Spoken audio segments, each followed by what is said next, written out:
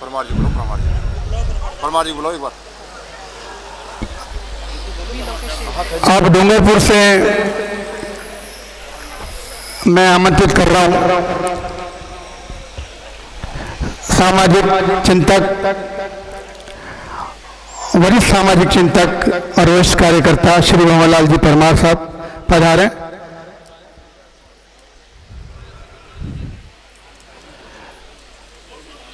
मैं मंच की अनुमति से एक बात कहना चाह रहा हूं कि जब जनगणना का फॉर्म भरें तो उसमें पूरा विवरण देने के बाद जब बात आए कि आप किस धर्म से हैं तो हम कहते हैं नया कॉलम लिख करके आप कोई बात कहते ठीक, वरना फॉर्म रिजेक्ट कर दें। हम हमारी जनगणना में सहयोग देने के तैयार हैं, लेकिन आपकी पूरी बात सुनने के बाद में हमने एक बात लिख दी, आप अन्य लिख करके उसमें डाल दीजिए तो हम इस पर दस्तखत कर देंगे। अगर मेरी बात से आप सहमत हैं तो आधी समस्या का समाधान तो अपना यहीं पर हो जाएगा कि हम फॉर्म भरेंगे, दस्तखत करेंगे और ये कह देंगे कि एक कॉलम जो है उनमें इनके अलावा लिख दीजिए अन्य, आपके कलेक्टर को दे दीजिए जो इसके लिए जिम्मेदार है, आपके निर्वाचन जो अधिकारी उनको दे दीजिए और हमारी बात पहुंचा दीजिए, हम उस पर कॉलम पे दस्तखत कर देंगे। धन्यवाद। श्री भंवरलाल जी परमार साहब।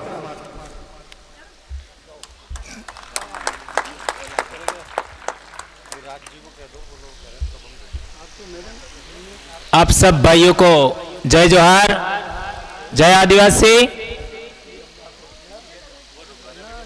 मंच पर बैठे समाज के अग्रजन और पंडाल में बैठे मेरे भाई बहनों, हमारे लिए पहला अवसर है। हम लोग पूरे देश भर में बोले हैं, सभी समुदायों के बीच में बोले हैं, लेकिन मीणा समुदाय के बीच में पहली बार बोल रहे हैं। बार बोलो, और हो सकता है आज बोलने के बाद कुछ उथल पुथल हो जाए, क्योंकि आप ही पूरे देश भर में ताकतवर कम्युनिटी है ट्राइबल में, और आप ही रास्ता भटके हुए हो। और अभी मेरे भाई ने एक आ करके बहुत तगड़ा लताड़ भी पिला दी। तो हम लोग गलत नहीं हैं, लेकिन गलत का साथ नहीं देना है, ये ध्यान रखना है। तो बहुत सारी बातें हमने सुनी। हमारे अरुणाचल प्रदेश से बहन ने बहुत अच्छी बात बताया ट्राइबल फिलोसॉफी का, और आसाम से भाई आए, उन्होंने बहुत अच्छी बात बताया। एमपी से हमारी बहन गरवाल मैडम ने भी बहुत अच्छी बात बताया, और मैडम सरपंच साहिबा ने तो बहुत अच्छी बात बताई। लेकिन हम लोगों के पास में जो जानकारी है वह सतही है, पिन पॉइंट जानकारी होनी चाहिए। हम लोग जो बात कर रहे हैं सोशल मीडिया के माध्यम से सुन करके, या फिर किसी ने बता दिया या किसी ने लिख दिया, उसके आधार पर हम बोलते हैं, तो हम कहीं ना कहीं हमारे जो विरोधी लोग हैं वो हमसे कई गुना आगे हैं। इसलिए हम लोग हमारे समाज का उस तरीके से जागरण नहीं कर पाते हैं जिस तरीके से जागरण होना चाहिए। तो हम लोगों को जागरण का नींव रखते समय बहुत सोच समझ करके पिन पॉइंट जानकारी देनी होगी। हमारे समाज के पास में समय सबसे कम है, क्योंकि जो कौम मेहनत कश होती है, श्रमजीवी होती है, श्रम के आधार पर अपना भरण पोषण करती है, उसके पास समय सबसे कम होता है। और जो लोग कभी श्रम नहीं करना चाहते और दूसरों के ऊपर पेट भरते, उनके पास समय ही समय होता है। और आप लोगों का संघर्ष, जिनके पास समय ही समय है, उन लोगों के साथ आपका संघर्ष है। इसलिए आप लोगों को बहुत सोच समझ के बोलना होगा।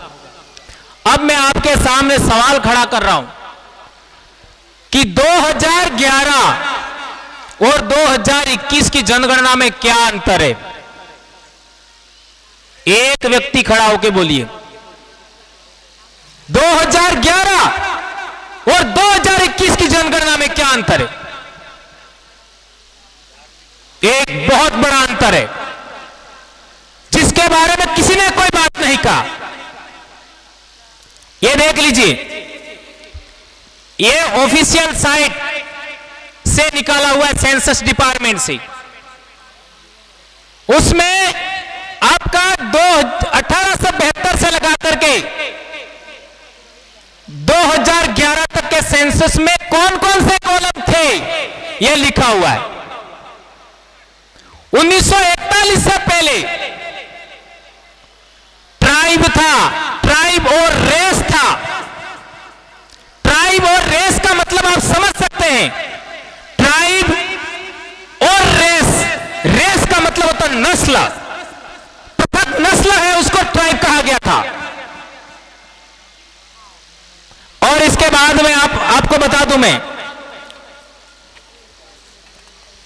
ये जो 1961 में पहली बार SC ST लिखा गया, 1961 में पहली बार, और उससे पहले ट्राइब लिखा गया था। और 2011 का जो आपका, आप सबने जनगणना किया होगा, जो शिक्षक है उनको पता होगा, उन्होंने डाटा भरा था। तो 2011 में यह आपका कॉलम था, 7 नंबर का कॉलम था जिसमें रिलीजन लिखना था, और 8 नंबर का कॉलम था जिसमें SC ST लिखना था आपको। ये देख सकते हैं आप, ये 2011 का परफॉर्मा है। ये जो परफॉर्मा आपने भरा था, उस परफॉर्मा में 7 नंबर में कॉलम में रिलीजन लिखना था। आप आदिवासी लिखो, ट्राइब लिखो, भील लिखो, जो मर्जी है वो लिखो, सरना लिखिए, जो लिखना लिखिए, गोंडी लिखिए, जो लिखना लिखिए, कॉलम था। और ये 2021 का देख लीजिए, इसमें कॉलम ही हटा दिया।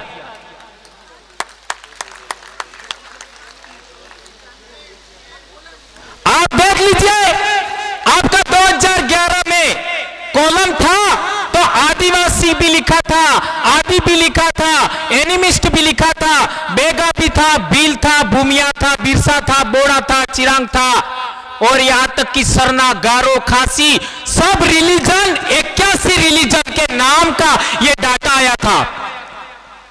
आपको बता दूं मैं, आदिवासी 86,000 था आंकड़ा, एनिमिस्ट 4100 था, भील 1300 के आसपास था, और सरना का मैं आंकड़ा बताता हूं।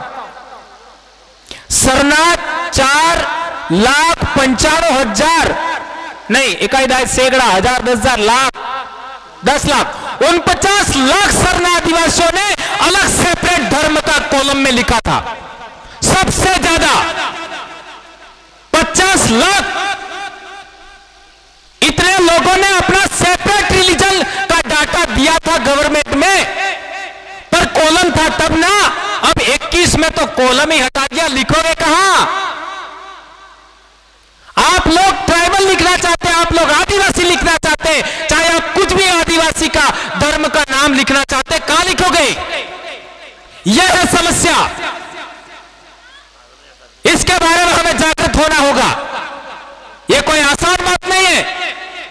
हम लोगों को यह लास्ट पीढ़ी है, मैं 5 साल से बोल रहा हूं, आदिवासियों की लास्ट पीढ़ी है। इस पीढ़ी ने यदि समाज को जागृत कर दिया तो आदिवासी बचेगा, अन्यथा भारत भूमि से आदिवासी सदा सदा के लिए समाप्त हो जाएगा।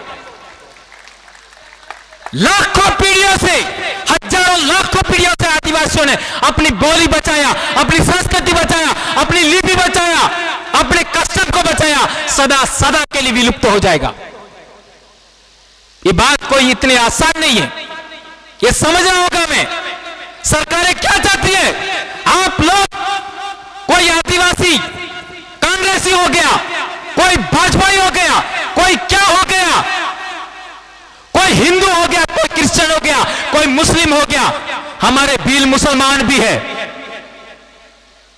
आपको तो बंटने की सूची है, और आपके विरोधी लोग हैं, वो आपके समाज को सदा सदा के विलुप्त करना चाहते हैं। जिस तरीके से कई प्रजातियां वृक्षों की खत्म हो गई, कई प्रजातियां जानवरों की खत्म हो गई, कई प्रजातियां पक्षियों की खत्म हो गई, इस तरीके से आदिवासी इस भारत भूमि की मूल मिट्टी है, मूल उपज है, वो सदा के लिए समाप्त हो जाएगी। क्या आप लोग ऐसा चाहते हैं? नहीं चाहते हो तो ये पैसा क्यों दे रहे हो? किसने बताया था? अभी महेश जी ने बताया था ना। अरे हमारे हजारों लाखों भील जिनके घर का ठिकाना नहीं है, जिनको रोटी खाने का ठिकाना नहीं है, जिनके पहनने के कपड़े का ठिकाना नहीं है, यदि राजस्थान के मीणा आदिवासियों ने भीलों के बारे में सोचा होता। भंवरलाल परमार की आज मीटिंग है, ऐसा भीलों के एरिया में होता तो कितनी संख्या होती पता आपको?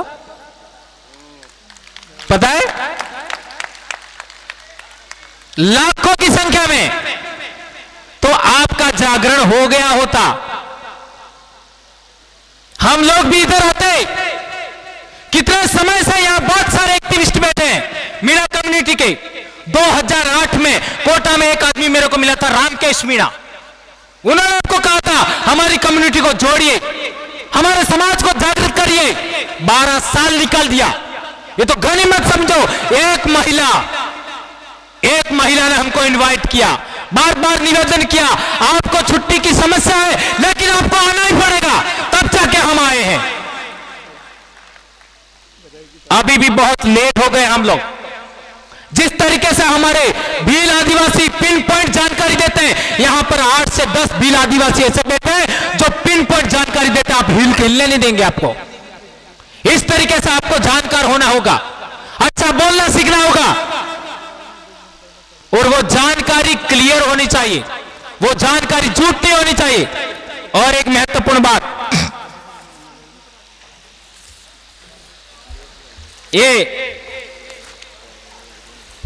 ये हिंदू मैरिज एक्ट है।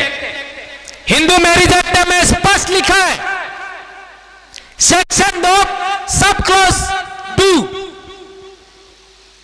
सेक्शन 2 का सब क्लॉज 2, उसमें लिखा हुआ है कि जो शेड्यूल्ड ट्राइब है उनके ऊपर हिंदू मैरिज लॉ लागू नहीं होता।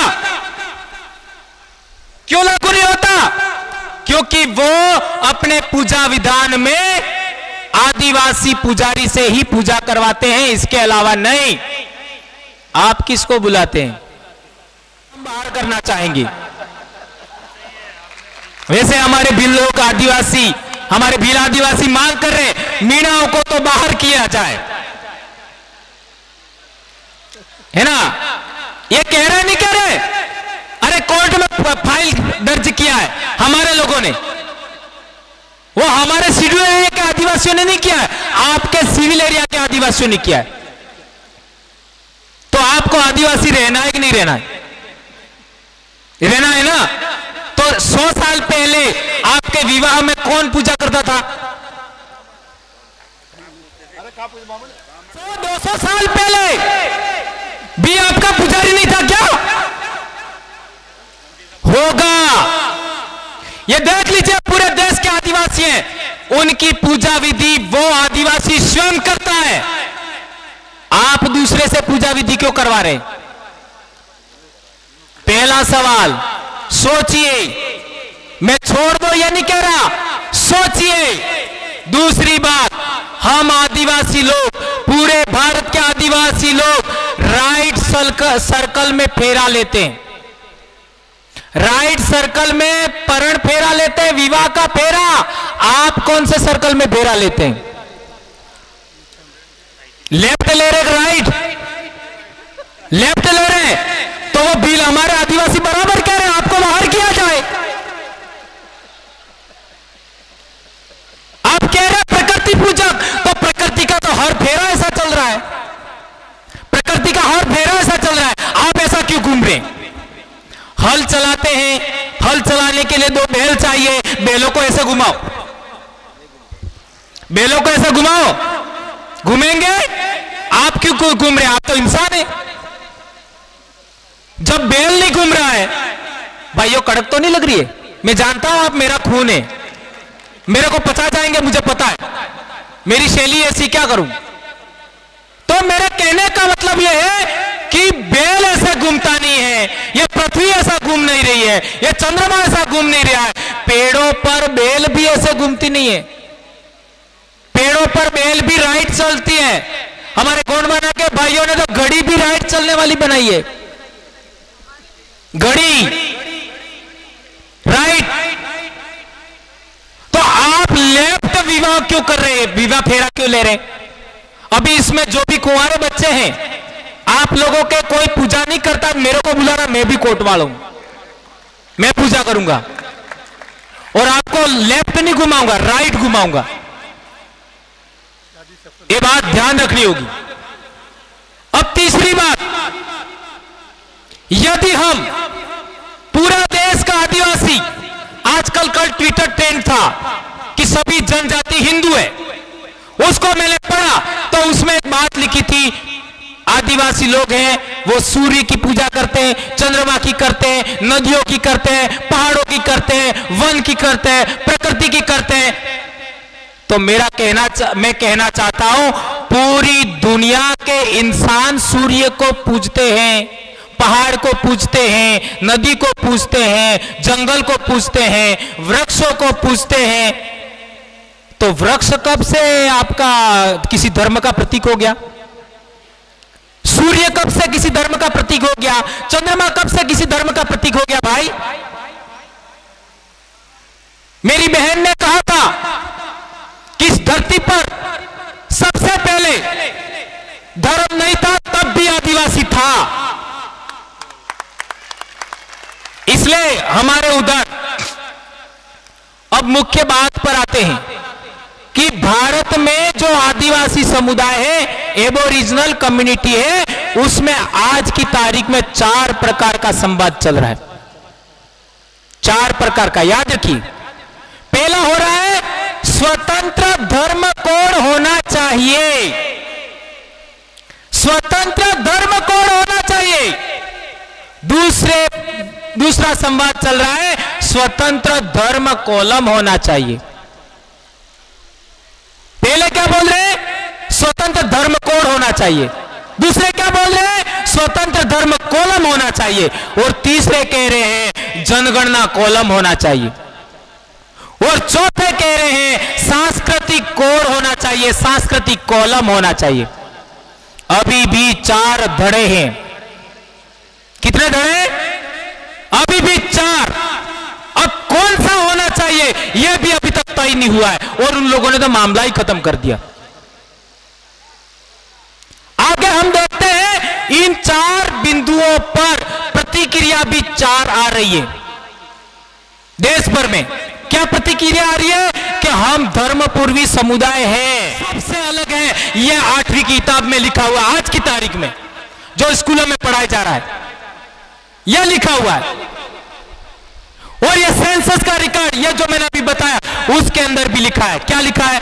अनुसूचित जनजाति किसी भी धर्म में हो सकती है। यह लिखा है, पढ़ लीजिए। अनुसूचित जनजाति किसी भी धर्म में हो सकती है। तो हम कहना चाहते हैं, क्या हमारी कोई ट्राइबल फिलॉसफी नहीं थी? क्या हमारी कोई ट्राइबल फिलॉसफी नहीं थी? यदि फिलॉसफी थी तो उसको मान्यता क्यों नहीं दिया? यह मान्यता इसलिए नहीं दिया, 5 जनवरी 2011 के सुप्रीम कोर्ट को पढ़िए। उसमें कहा गया है कि भारत देश का 8% आदिवासी देश का मूल मालिक है, वो इंडिजिनस है, अबोरिजिनल है। जय आदिवासी।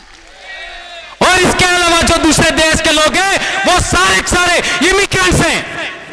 यह सुप्रीम कोर्ट ने कहा है, यह मैं नहीं कह रहा, सुप्रीम कोर्ट ने प्रूव कर दिया।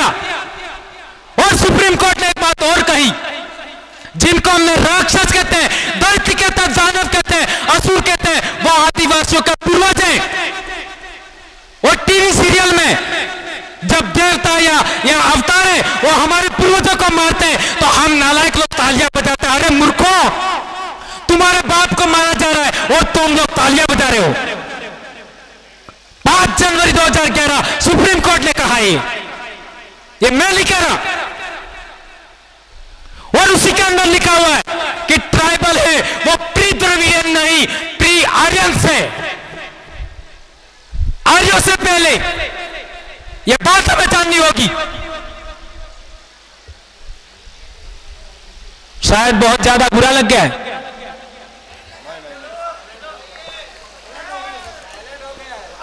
दारू नहीं है, पानी है। अब एक महत्वपूर्ण बात, आपके पूर्वज राजा थे, हाँ या ना बोलना, कब तक थे? संश्लेषित मैटर आ रहा है अब, कब तक थे? कितने साल पहले? अरे भैया ये क्या नाम था? दुले राय। दुले राय जब आमेर आया, आपका ये कौन सा गंग, क्या नाम है? खो गंग, खो नागौरियन गंग, उस इलाके में ढूंढाड़ में आया, तब आपका पूर्वज राजा था। चांदा मीणा था नहीं था? बुंदा मीणा था नहीं था? बुंदा मीणा तो 1200 ईस्वी में था, नहीं था? तो हमारे पूर्वज भी राजा थे। जहां मीणाओं के राजा की इलाका खत्म, उससे आगे भीलों के राजाओं का इलाका चालू, और भीलों के राजाओं का इलाका कहां तक था? बॉम्बे पुणे तक। ये हमारा पावरा भाई बैठा है, पूछो उसको। और इसके बाद में सातपुड़ा और विंध्याचल के सारे गोंड आदिवासियों के राजा हुआ करते थे, पूछो ये बैठे हैं भाई, ये हमारे गोंड भाई कई बैठे हुए और अंदर भी बैठे हुए, ये सलामे सर भी बैठे हुए, पूछ लीजिए, गोंड राजा भी थे। पूरे देश में आदिवासियों के राजा थे। तो आप राजवंशी खून हैं, रॉयल ब्लड है आप, तो आज प्रजा कैसे हो गई? राजा की संतानें प्रजा कैसे हो गई? राजा की संतानें आपका मजदूर कैसे हो गई? कुछ तो हुआ है, वो इतिहास समझना पड़ेगा। ये कोई ज्यादा दिनों की बात नहीं है। अब सवाल पैदा होता है, कई लोगों में, हमारे बिलों में भी होता है कि हम लोग राजा थे, अर्थात हम राजपूत हैं, अर्थात हम क्षत्रिय हैं। तो क्या राजा होने के लिए क्षत्रिय होना जरूरी है? राजा होने के लिए क्षत्रिय होना जरूरी है क्या? राजपूत होना जरूरी है क्या? नहीं। राजपूत और क्षत्रिय वो है जिसका उपनयन संस्कार होता है, उत्तराधिकार होता है, क्या राज्याभिषेक होता है। और राज्याभिषेक कौन करता है? आप सब जानते हैं। कौन सी भाषा में करता है? Okay, clear? तो जिन लोगों का राज्याभिषेक हुआ, जिन लोगों का उपनयन हुआ संस्कृत भाषा के अंदर और वैदिक रीति से, वो क्षत्रिय है। और जो राजा महाराजे लाखों हजार साल से गणतंत्र के तहत, एक राजतंत्र का इतिहास है, एक गणतंत्र का इतिहास है, याद रखो। इसलिए मैं कहता हूं, मीणा कम्युनिटी को अपना इतिहास मालव गण संघ के अंदर ढूंढना चाहिए। आपने आज तक उसको नहीं पकड़ा है। मीणा जनजाति को अपना इतिहास मालव गण संघ में ढूंढना चाहिए। और नहीं मालूम है तो बवरलाल परमार अभी जिंदा है, मरा नहीं है, और अभी तो 45 ईयर का है, इतना जल्दी मरने वाला नहीं है। जिस दिन से सफेद दाग हुए तब से और ज्यादा तेज धार हो गई है, पहले इतनी तेज धार नहीं थी। तो मालव गण संघ में ढूंढना चाहिए। तो आदिवासी जिसको कहते हैं, इंडिजिनस पीपल की जिसको कहते हैं, एबोरिजिन जिनको कहते हैं, उन लोगों की शासन प्रणाली, शासन व्यवस्था, राज व्यवस्था गणतंत्र की थी, जिसको इंग्लिश में कहते हैं रिपब्लिक। और जो बाहर से लोग आए, उनकी राज व्यवस्था राजतंत्र। राजतंत्र में राजा का बेटा राजा होता है, और राजा का बेटा भी कौन सा? ज्येष्ठ बेटा। और गणतंत्र में योग्यतम व्यक्ति राजा होता है। जैसे उस समूह के अंदर कोई दूसरा व्यक्ति योग्य मिल जाता है, तो आपका राजपद है वो जीते जी अपने आप ट्रांसफर हो जाता है। और राजतंत्र के अंदर जब तक राजा मरेगा नहीं, तब तक दूसरा राजा नहीं बन सकता। गणतंत्र के अंदर जैसे ही योग्य आदमी दूसरा मिल जाता है, अपने आप राजपद है वो ट्रांसफर हो जाता है। ये बातें ट्रेनिंग में समझ में आएगी। यह चीज जिस दिन आपने समझ लिया, आपको समझ में आएगा कि आप वर्ण व्यवस्था में क्यों नहीं है। आपको एक और बात बताना चाहूंगा मैं, ये एपी सेन का जजमेंट है, ये 1971 का जजमेंट है, मैं पढ़ के सुनाना चाहूंगा। हिंदुला गोंड्स, गोंड आदिवासियों पर आया है। हिंदुला Gonds are not Hindus if they are governed by the Mitaksara school of Hindu law. Mitaksara school of Hindu law क्या है वो समझिए। They must be regarded as Shudra. जो लोग Mitakshara school of Hindu law से रूल्ड होते हैं, शासित होते हैं, वो शूद्र हैं। आगे सुनिए, the Gonds are not Shudra. The Gonds are not Shudra and are not governed by the Mitaksara school of Hindu law. Gond आदिवासी शूद्र नहीं है क्योंकि वे Mitakshara school of Hindu law से गवर्न नहीं है, शासित नहीं है। आगे लिखा है, इट इज ट्रू, यह सत्य है, that Gonds are not Hindus and they are governed by customs prevalent in their caste. यह सत्य है कि गोंड हिंदू नहीं है and they are governed by customs, क्योंकि वे किसके द्वारा शासित होते हैं? अपने कस्टम से, प्रिविलेंट इन देयर कास्ट, जो उनके समाज में चल रहा है। तो आपके समाज के अंदर जो कस्टम चल रहा है उसके द्वारा आप शासित है, इसलिए आप आदिवासी नहीं है, हिंदू नहीं है। पानी आ गया इसलिए थोड़ी गलती हो गई।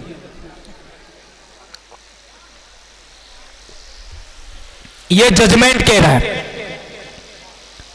हम लोग अभी भी पढ़े लिखे अनपढ़ हैं। एक तो पढ़ा लिखा होता है, एक लिखा पढ़ा होता है। पढ़ा लिखा का मतलब जानते हो? मैं लिखा पढ़ा का बता देता हूं तो पढ़ा लिखा समझ में आ जाएगा। जो लिखा हुआ है वो पढ़ा, वो लिखा पढ़ा। अब लिखने वाला बदमाश था तो बदमाशी सीख गए, सच तो जाना ही नहीं। एक इस देश में दो प्रकार के सच है, एक वो सच है जो टीवी में बताया जाता है, समाचार पत्र में बताया जाता है, किताबों में है, मौखिक बताया जाता है, आपका परंपरा से चला हुआ आ रहा है, लोकप्रिय है, और दूसरे लोग बताते हैं लिखा हुआ है, वो सच है। और दूसरा वो सच है वास्तविक सच, और वो वास्तविक सच है आदिवासियों का। इसलिए आपको आदिवासियों के सच के बारे में कोशिश करनी होगी जानने के लिए, यह मैं कहना चाहूंगा। और एक बात है, यह हिंदू उत्तराधिकार अधिनियम, इसको भी पढ़ लीजिए, इसका भी क्लोज 2 का सब क्लोज 2 जो शेड्यूल ट्राइब है उनके ऊपर यह लागू नहीं होता है। अब इतना सारा बता दिया, और बहुत सारी बातें हैं, लेकिन मैं ये सारी बातें न कह करके एक महत्वपूर्ण बात कहना चाहूंगा। आखिर ऐसा कैसे हुआ कि हम लोगों को ये लोग अपने पाले में लेके चले गए? तो जैसे मैंने बताया कि हमारे पूर्वज राजा थे, लेकिन वो गणतंत्र के इन लोगों ने संगठित राजतंत्र के द्वारा हमारे इलाके पर कब्जा किया, हमारे राजा को मारा। आपको पता है, चांदा मीणा का उदाहरण दिया मैंने, बुंदा मीणा का उदाहरण दिया, हमारे भिलाव के राजाओं का उल्लेख नहीं बताया मैंने, वो हमारे इलाके में बताएंगे। तो उनको मारने के बाद यहां की प्रजा पर कब्जा किया, तो आप लोग साथ साथ रहे, साथ साथ रहने की वजह से संक्रमण हुआ, वो सांस्कृतिक संक्रमण हुआ, भाषाई संक्रमण हुआ, धार्मिक संक्रमण हुआ, राज व्यवस्था का भी संक्रमण हुआ। इस संक्रमण होने की वजह से हम लोग उनकी ओर थोड़े से चले गए। इसके बावजूद हमारे कस्टम जिंदा है, उस कस्टम को पहचानिए, उसको वापस ठीक करना है। तो उन लोगों ने हमारे खेत खलियान पर कब्जा किया, याद रखिए, हमारे खेत खलियान पर कब्जा किया, हमारे आवासीय इलाके पर कब्जा किया, हमारे चरागाह पर कब्जा किया। और एक महत्वपूर्ण बात, हमारे पूजा स्थल, हमारे उपासना स्थल, हमारे धर्म स्थल, हमारे जो देवतानक थे उन पर भी कब्जा किया और उसको कालांतर में उसका रूपांतरण किया, उसमें मूर्तियां बिठा दी और वो धर्म स्थल भी हमसे छीन लिए। एक अंतिम बात ये ध्यान रखना होगा, धर्मस्थल पर कब्जा किया, लेकिन हमारे पूर्वज जब इस धरती पर रहा करते थे उन्होंने किसी इंसान को हटा करके, किसी इंसान को खड़ा करके अपनी बस्ती नहीं बसाया था। ये बहुत इंपॉर्टेंट बात याद रखना। हम जो आदिवासी लोग हैं उन्होंने किसी को हटा करके अपनी बस्ती नहीं बसाई थी, लेकिन दूसरे लोगों ने आदिवासियों को हटा करके अपनी बस्ती बसाई। थोड़ा देख लो फिर बताता हूं, माना देख लो, ये इतनी आसान बात नहीं है मैं जो कहना चाह रहा हूं। तो मैं कहना चाह रहा था कि हमारे पूर्वजों ने जो जमीन हासिल की वो प्रकृति से हासिल की, जंगल से हासिल की, पहाड़ से हासिल की, किसी भी इंसानी बस्ती को खड़ा करके हमारे पूर्वजों ने बस्ती नहीं बसाई। इसलिए हमारे पूर्वजों ने जो धर्मस्थल बनाया वो वहां पर पूजा हमारे पूर्वजों ने अपनी बोली में किया था, अपनी पूजा विधि से किया था। इसलिए वो जमीन हमारे पूर्वजों ने सिद्ध की थी, वो हमारे पूर्वजों ने जो जमीन सिद्ध की थी वहां दूसरे लोगों ने मंदिर बनाया, मूर्ति लगाई, लेकिन वो जमीन हमारे पूर्वजों ने सिद्ध की थी, इसलिए उसमें आज भी सत्य छिपा हुआ है। ये बात हमें जाननी होगी। अगला एपिसोड नेक्स्ट मिलेंगे तब। धन्यवाद। जय जोहार, जय आदिवासी, जय भारत। थोड़ी मिर्ची लग सकती है, खारा तूरा हो सकता है, लेकिन आदिवासी ऐसा ही होता है। ठीक है, माफ करना मेरे भाइयों। हाँ, अभी हम लोग एक ट्राइबल एम्प्लॉयज फेडरेशन बना रहे हैं। अभी हम लोग रजिस्टर्ड हो रहा है ट्राइबल एम्प्लॉयज फेडरेशन। वो इस जन जागरण का संरक्षक होगा और उसको बकायदा हम ट्रेनिंग देंगे, और ट्रेनिंग के द्वारा जो व्यक्ति समाज के लिए काम करने के लिए तैयार होंगे और सरकार के सामने नहीं डरेंगे। मैं 3-4 बार एपीओ हो चुका हूं, एक बार निलंबित हो चुका हूं, फिर भी डरता नहीं हूं। इस तरीके के लोग हैं, उनको इसमें जोड़ा जाएगा। इतनी बात कह करके समाप्त करता हूं। जय आदिवासी। कुछ खारा तुरा हो गया तो माफ करना। जय जोहार।